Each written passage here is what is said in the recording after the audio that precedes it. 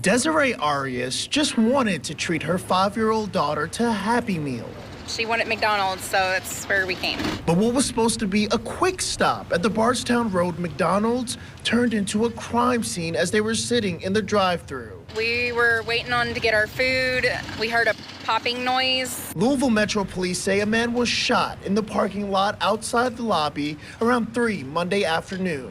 A scary sight for Arias as she was trying to keep her daughter calm, yet at the same time figure out what happened. I told her somebody was shot. I told her, that's what the ambulance was for. She really started freaking out once all the police and everything showed up. Investigators blocked off the area for hours as they spent it collecting evidence, speaking with possible eyewitnesses, and searching for the shooter. He was holding his pants up, trying to run off. He took off down the street.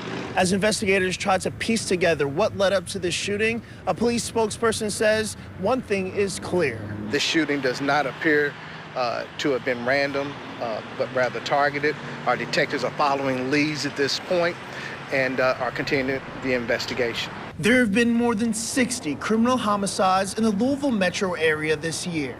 At the current rate, the city is on pace to beat out last year's record year of 173 criminal homicides. We have far too many shootings and far too many homicides in the city of Louisville, which I've lived in my entire life and never seen it to these proportions. For Arias, she says she's thrilled her and her family were able to make it out safely. It's really scary, especially being that close to it. Because we had considered going in. Shaquille Lord, WLKY News. And police believe someone saw something that can help them catch the shooter. You can leave an anonymous tip by calling 574-LMP.